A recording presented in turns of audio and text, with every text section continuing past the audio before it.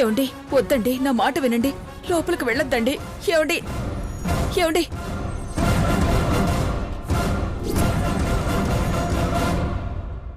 ఏమండి ఒకసారి నేను చెప్పేది వినండి.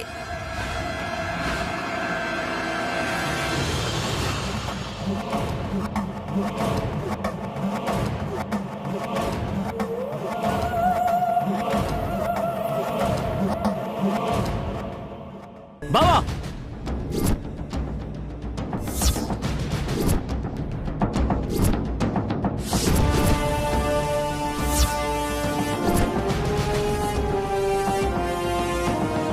నాన్నా, మీరెప్పుడొచ్చారు? ఎందుకలా ఉన్నారు?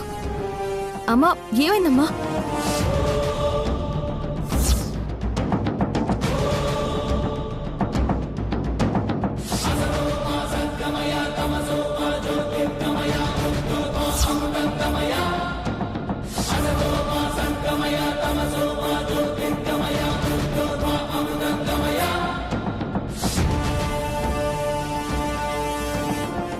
అదడుగుదామనే వచ్చానమ్మా. అసలు ఏం జరుగుతోంది? అందరూ ఉండి కూడా ఏం చేస్తున్నారు?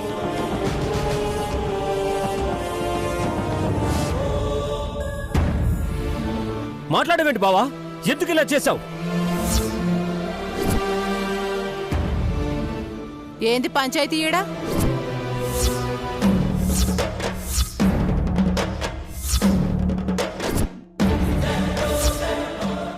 ఏ పెద్దాయనా, ఏందా ఆవేశం? జరంత మెల్లగా మాట్లాడరాదే? అసలే గుండెపోటంట కదా. నోరు ముయ్యవే. అసలు నువ్వెవరివే మధ్యలో మాట్లాడడానికి? చంపేస్తానేమనుకున్నావు? నువ్వు మాట్లాడు బావా.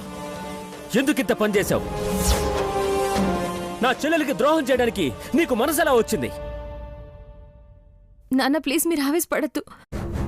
మావయ్య ఏం తప్పు చేయలేదు నాన్న. ఏదో అనుకోకుండా జరిగిన పొరపాటు. పొరపాట? పొరపాటుని ఎంత తేలిగ్గా చెప్తున్నావేంటమ్మా? ఈ పొరపాటు ఖరీదు నా చెల్లెలి జీవితం. అర్థమవుతుందా మీకు?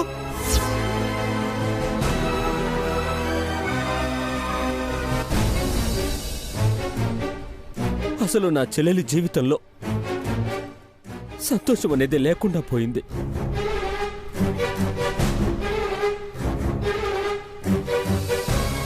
ఒకప్పుడు నేను ప్రేమ పెళ్లి చేసుకున్న కారణంగా తను కోరుకున్న వాణ్ణి పెళ్లి చేసుకుంది.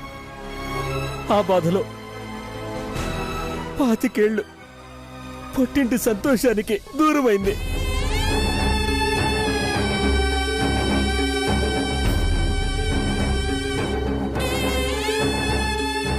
ఎన్ని అవాంతరాలు ఎదురైనా తన కాళ్ల మీద తను నిలబడి సమాజంలో ఒక మంచి స్థాయిలో నిలబడిందనుకుంటే, తర్వాత తన ఇష్టం లేకుండా చేసుకున్న కొడుకు పెళ్లి, దానివల్ల వచ్చిన గొడవలు అన్నీ సమసిపోయి అందరూ కలిసిపోయి ఇప్పుడిప్పుడే సంతోషంగా ఉంటుంది అనుకుంటే, ఇంతలోనే మళ్ళీ ఈ సమస్య.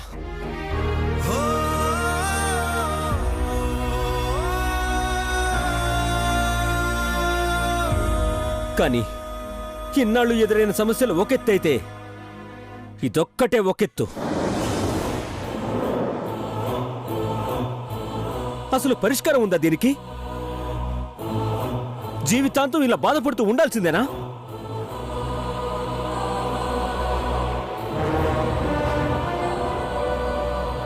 ఆ బాధకి లోపలే కుమిలిపోవడమే తప్పించి ఏడ్చి ఆ బాధను దించుకోవడం కూడా తెలియదమ్మా నా చెల్లెలికి.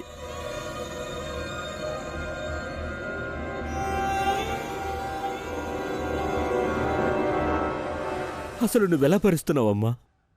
ఇంత జరుగుతున్నా ఎలా మౌనంగా ఉంటున్నావు? నీకిష్టమైంది చిన్నది ఏది చేయిజారినా కూడా ఊరుకునేదానివి కాదు కదమ్మా. దాన్ని తిరిగి సాధించేదానివి, పోరాడేదానివి. ఇప్పుడెందుకిలా మౌనంగా ఉండిపోయావు?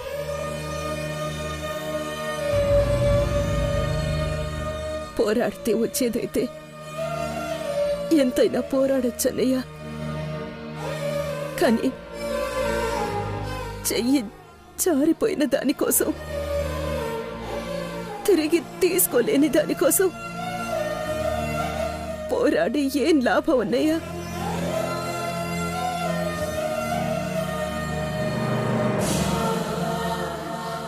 మన చేతుల్లో ఏముందన్నయ్య?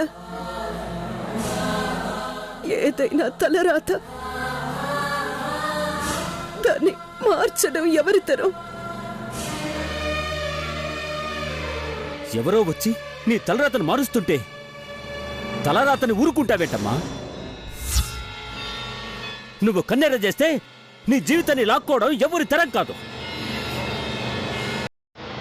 నీ వైపు కన్నెత్తి చూడ్డానికి కూడా భయపడేవాళ్ళు నీ జీవితంలోకి వచ్చేంత ధైర్యం చేస్తారా?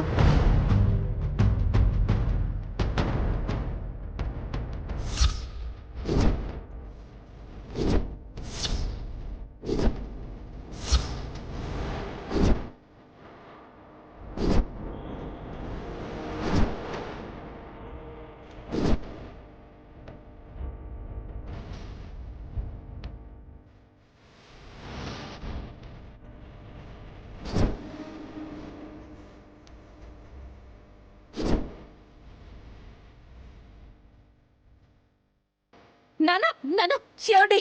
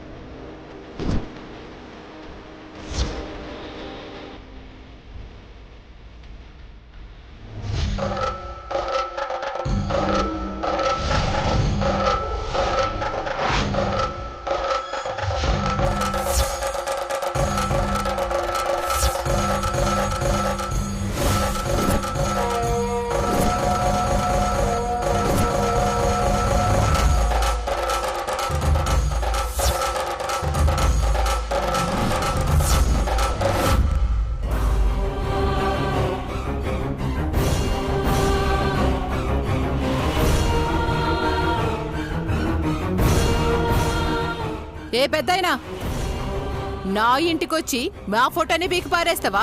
నీకెంత ధైర్యం? నా చెల్లెలి జీవితంలో చిచ్చు పెట్టడానికి నీకెంత ధైర్యం? నిన్ను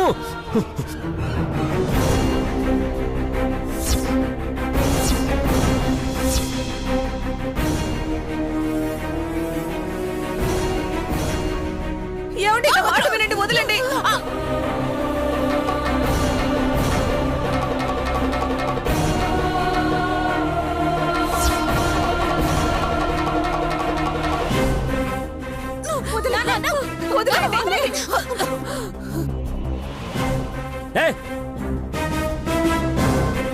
ఆడదాని వైపోయావు, లేదంటే నరికేసుండేవాణ్ణి.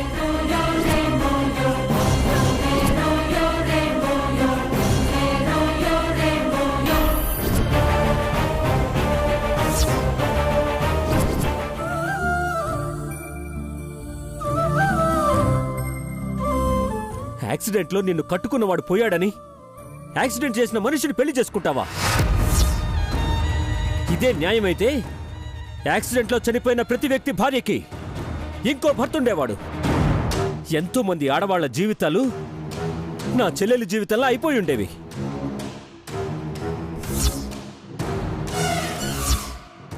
అక్కడ మా బావనేదో మాయ చేసి మోసం చేసి పెళ్లి చేసుకున్నావు. హావు మళ్ళా మీ బావ చిన్న పిల్లాడు, మరి నే మోసం చేసి పెండ్లి చేసుకున్నా. అయినా అందరికీ నేను మోసం చేసేదాని లెక్క కనిపిస్తున్నానా? నా బతుకేంతో ఎవరికి అర్థమైతలే కదా.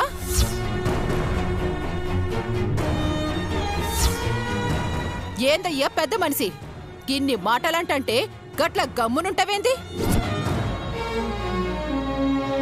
నిన్ను మాయ చేసినా మోసం చేసి పెండ్లి చేసుకున్నానా?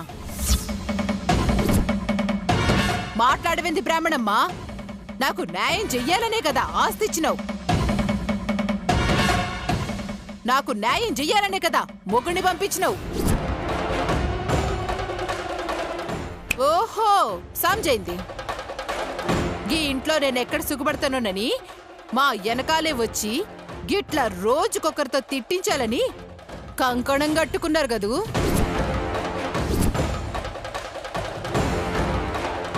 మీకేవన్యాయం చేసినా ఎందుకిట్ట నా జీవితంతో ఆడుకుంటారు? నోర్ముయివే, చేసిందంతా చేసి తిరిగి మేము నీ జీవితంతో ఆడుకున్నామంటావా? ఎవరి జీవితాలతో ఆడుకుంటున్నారు? ఏమండి, వద్దండి. జరిగిన గొడవలు చాలు. దీనికి ఎలా పరిష్కారం దక్కాలో అలాగే దక్కుతుంది. ఏం పరిష్కారం దక్కుతుంది భారతి? చెప్పు. నాన్న, దీనికి అసలు పరిష్కారం అనేది ఉందా? అందరూ కలిసి బంగారం లాంటి నా చెల్లెలు బతుకుని ఈ దయ్యం చేతిలో పెట్టారు. ఇగో పెద్దాయనా, నా ఇంటికొచ్చి నన్నే ఇష్టానికంటున్నావు. ఏదో వయసుకి మర్యాదిస్తా ఉంటే హద్దు మీరుతున్నావేంది?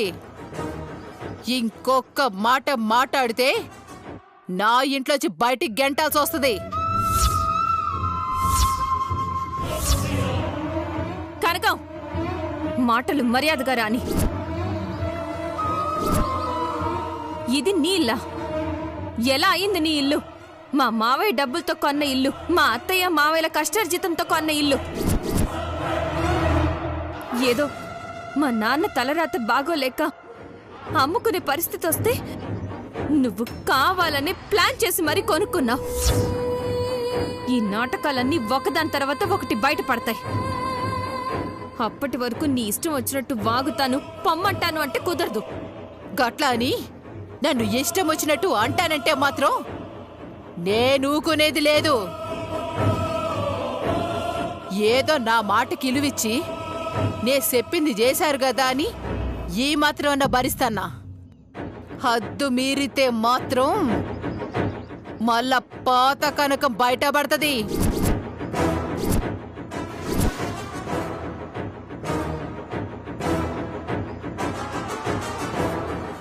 ఏంది మృదులా ఇది? ఇవన్నీ అవసరమా మనకి? ఇట్లా అందరి చేత మాటలు పడడం అవసరమా? అసలు నువ్వెందుకు రమ్మన్నావు మావయ్య? అత్త పొమ్మన్నప్పుడు నువ్వొక్కడివే వచ్చుంటే ఈ బాధలేవి ఉండేవి కాదు కదా మావయ్య. అత్త నాన్న అందరూ ఇట్లా మాటలు పడాల్సి వచ్చేది కాదు. మానసి, ఆయన్నెందుకంటున్నావు? ఆయన నిన్నే ఆలోచించిన మనిషి అయితే తాళి కట్టే క్షణంలోనే ఆలోచించుండేవారు.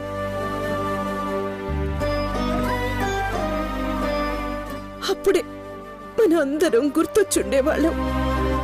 కానీ ఆయన మనల్ని వదిలేసినట్టు నేను వదిలేయలేకపోయాను. నేను ఆయన మాటకి విలువ ఇచ్చి వచ్చాను.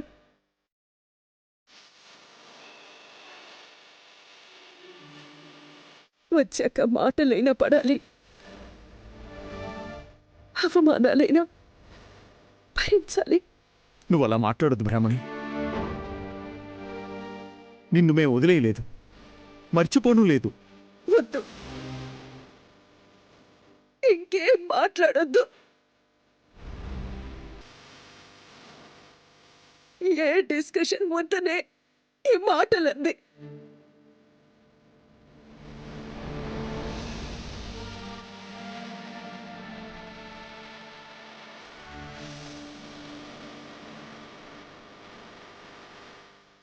అన్నయ్య, జరిగిపోయిన దాని గురించి ఏం ఆలోచించినా ఏం లాభం లేదు.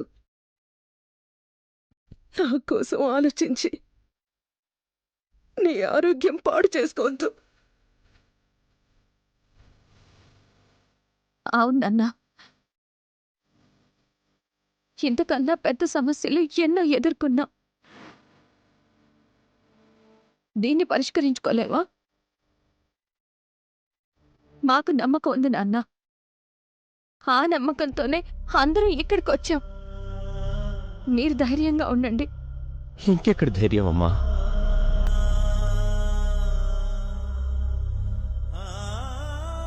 మళ్ళీ నా చెల్లెలి ముఖంలో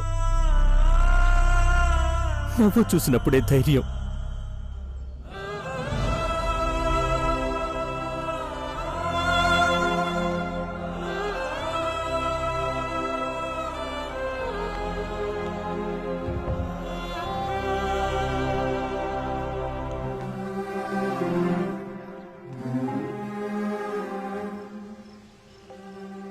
నా చెల్లెలికి చిన్నప్పటి నుంచి అన్ని సీతమ్మ కష్టాలే బావా. కానీ ఆ సీతమ్మకి రాముడు తోడున్నాడు కాబట్టి ఎన్ని కష్టాలైనా భరించింది. దయచేసి నా చెల్లి సీతమ్మని ఒంటరిగా వదిలేయద్దు బావా. నీకు దండం పెడతాను.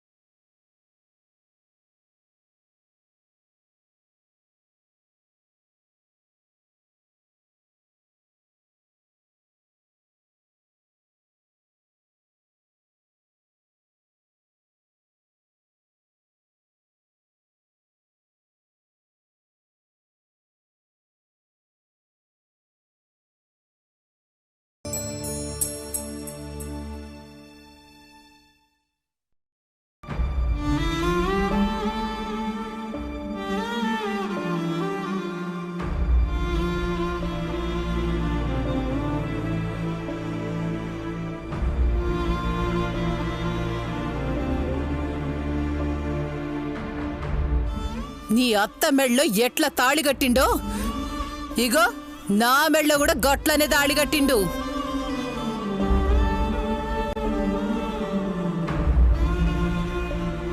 అత్తయ్య ప్రసాదం తీసుకోండి. పూజ బాగా జరిగింది అత్తయ్య.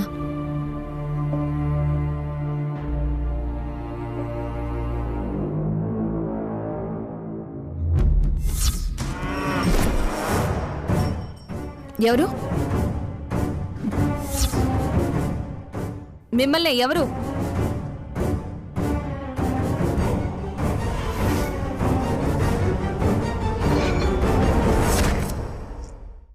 మావయ్య మీరా?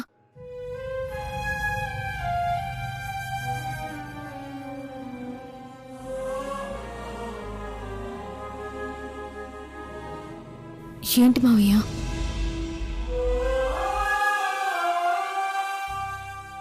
మావయ్య ఏమైంది? ఏంట కన్నీళ్ళు?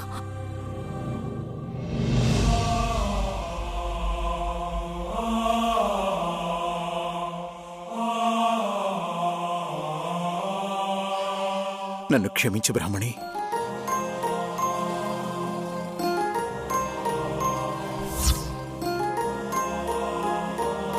ఇందాక బావ అన్ని మాటలంటుంటే నేను చేసిన తప్పుకి కాలర్ పట్టి చెంపులు వాయించినట్టు అనిపించింది బ్రాహ్మణి. అక్కడే చచ్చిపోతే బాగుంటుందనిపించింది.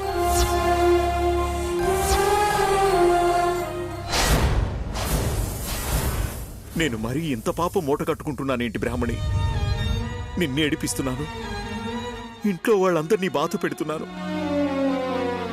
దేవుడు నా చేతే ఎందుకు ఇవన్నీ చేయిస్తున్నాడు బ్రాహ్మణి?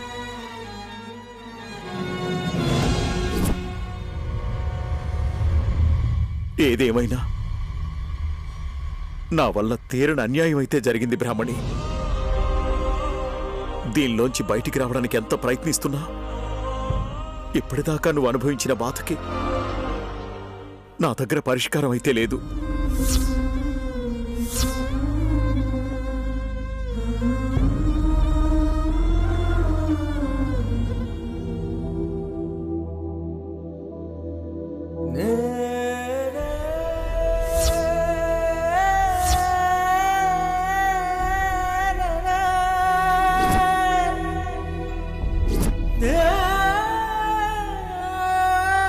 నన్ను క్షమించు బ్రాహ్మణి, క్షమించు.